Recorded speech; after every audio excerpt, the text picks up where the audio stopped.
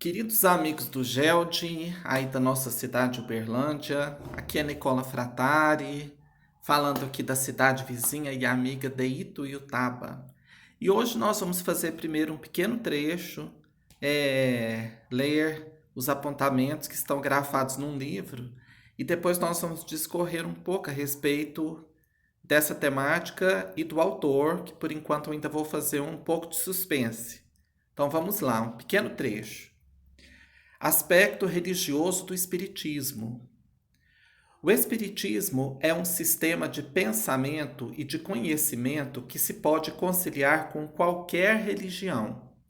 Os fatos básicos são a continuidade da personalidade e o poder de comunicação após a morte. Esses dois fatos básicos são de tão grande importância para um Brahmane, um maometano ou um Parsi, quanto para um cristão. Assim, o Espiritismo faz um apelo universal. Há apenas uma escola de pensamento com a qual é absolutamente irreconciliável. É a escola do materialismo que sustenta o mundo em suas garras no presente e é a causa fundamental dos nossos infortúnios.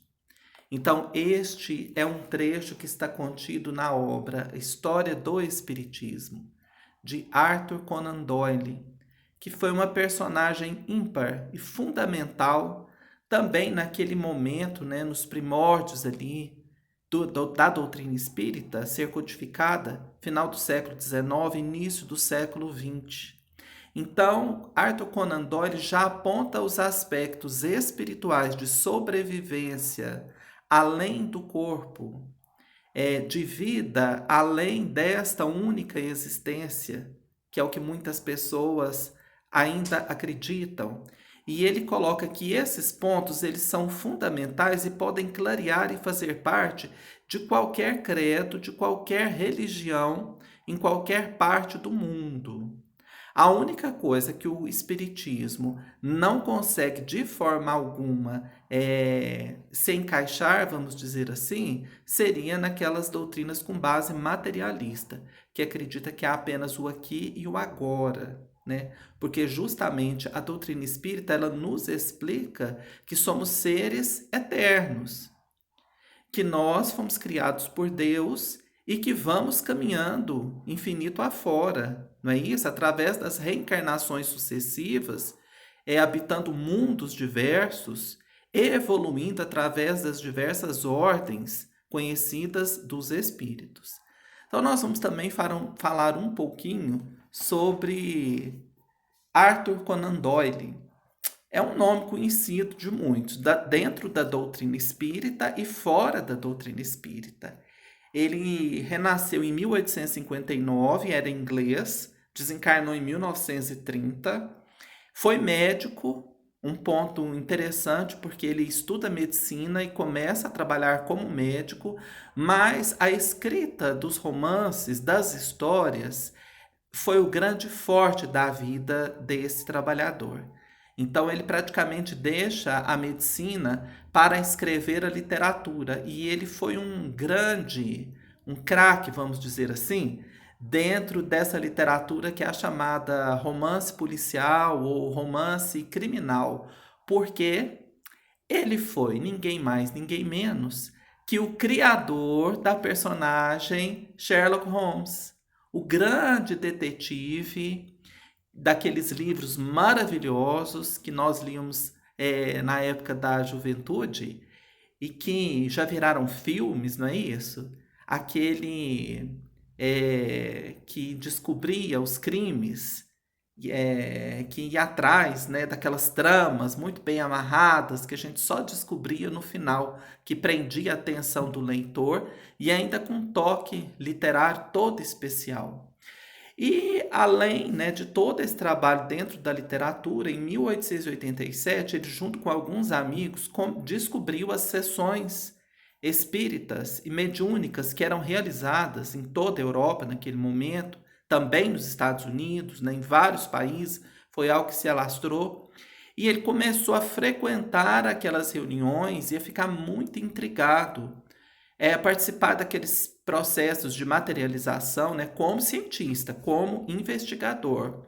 Analisou o trabalho das fotos, onde saíam também materializados rostos de espíritos, a psicografia, a escrita direta, tantos fenômenos que estavam ali naquele momento em efervescência. Então ele começou a analisar tudo aquilo, foi um grande estudioso das obras de Kardec, e ali, depois da Primeira Guerra Mundial, ele teve várias perdas.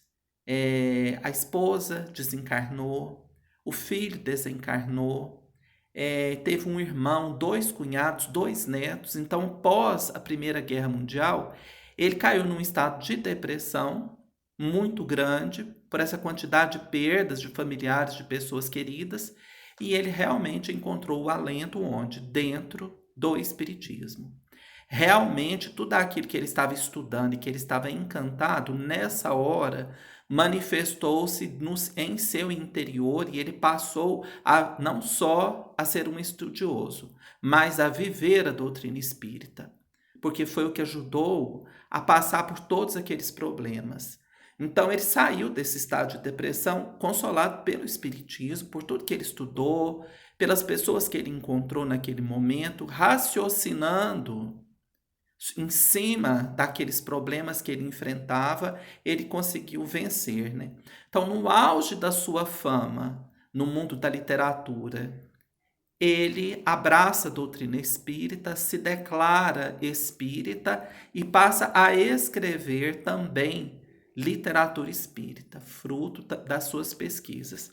Um desses livros, muito conhecido nosso, é a História do Espiritismo, que é fantástico, porque ele traz um panorama muito além, né, que às vezes nós nos fechamos apenas em algumas poucas reuniões que nós temos conhecimento daquela época, na própria codificação, mas já vinha ocorrendo todo um universo de manifestações muito antes de Kardec. E ele vai relatando, então, desde Swedenborg, vários médiuns na Europa, nos Estados Unidos, aos quais todos ele conheceu, ele foi atrás, buscou, né, e traz aqui nesse livro maravilhoso, que é assim uma chave para a gente entender aquele momento.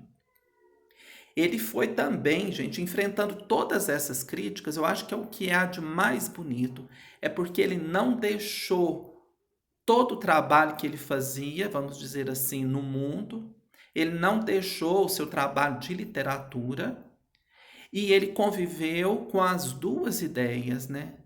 Ele era espírita e continuava junto às pessoas do mundo, vamos dizer assim. Justamente como nos orientam os espíritos nas obras básicas. Então ele enfrentou processos discriminatórios pela sua condição, da fé que ele abraçava naquele momento, e ele não se importou, ele não se tocou com isso. Continuou ali o seu trabalho e além publicando obras espíritas. Esta é uma delas.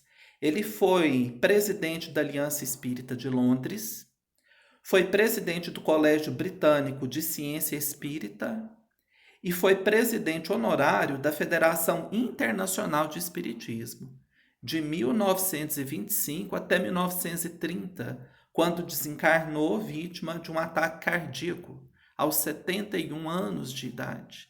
Então, esse livro é um livro de estudo, traz vários apontamentos, ele faz assim um panorama riquíssimo do século XIX, início do século XX, trabalhos com mais diversos médiuns, alguns já conhecidos em outras obras, outros não. E esse livro, ele faz parte daquela seleção que nós temos que ler, aliás, que nós temos que estudar, né?